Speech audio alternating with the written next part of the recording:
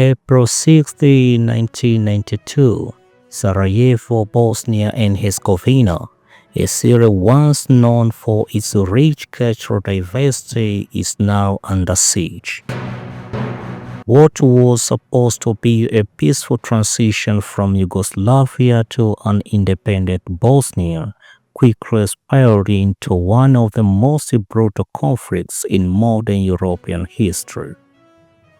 Ethnic tensions, political ambitions, and international inaction turned Bosnia into a battlefield.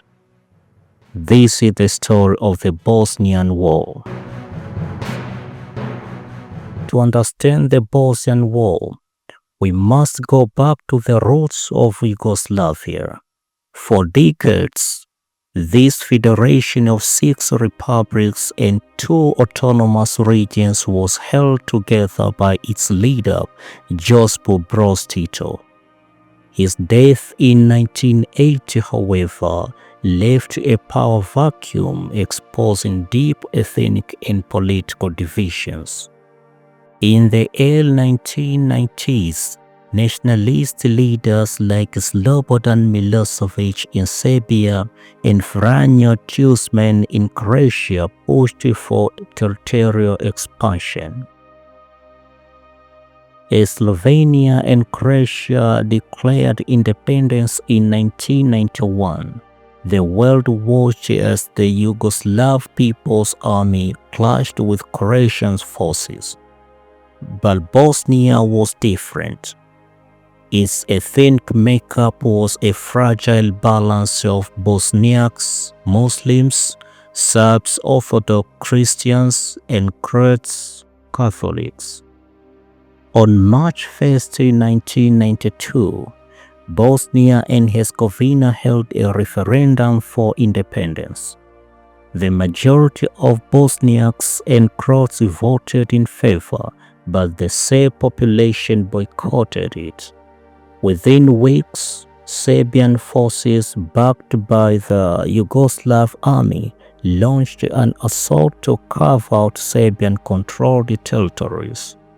Cities fell one by one. Zvorniki, Bijojina, Prijoda. The war had begun.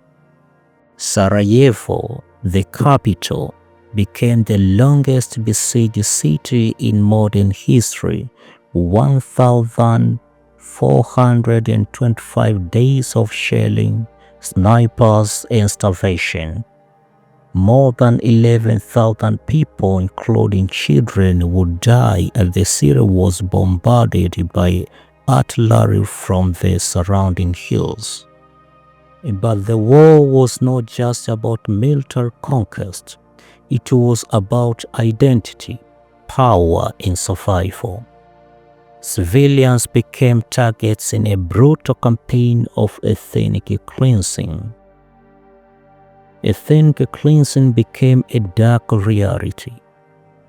Entire towns were wiped out as militias forced people from their homes. The world was horrified by reports from detention camps like Omarska and Ternopolje, where prisoners suffered unimaginable torture and starvation. In July 1995, one of the darkest chapters of the war unfolded.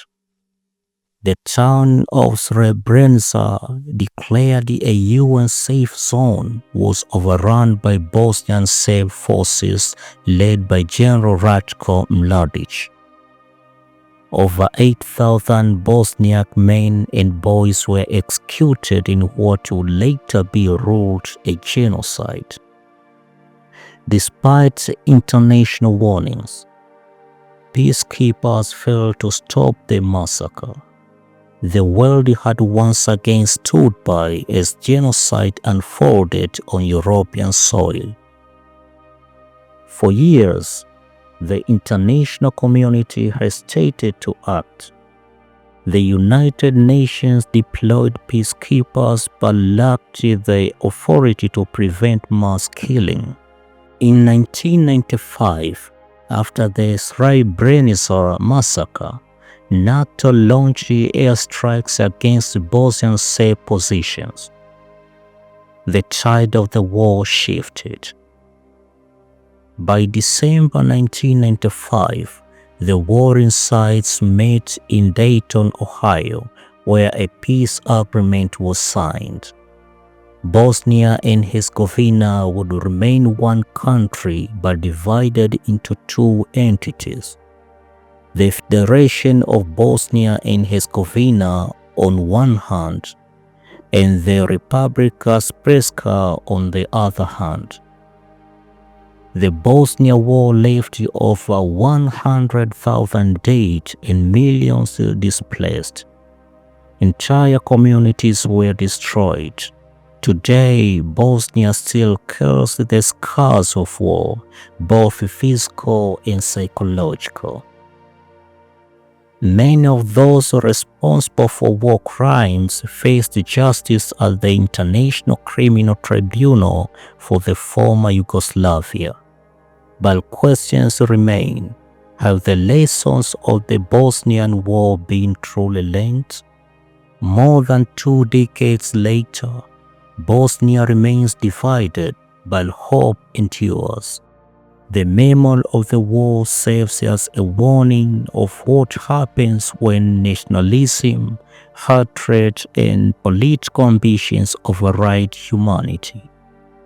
The Bosnian War was not just a conflict of nations, it was a tragedy of people. Families torn apart, cities destroyed, lives lost, and yet, despite the suffering, Bosnia still stands, a testament to resilience and the human spirit.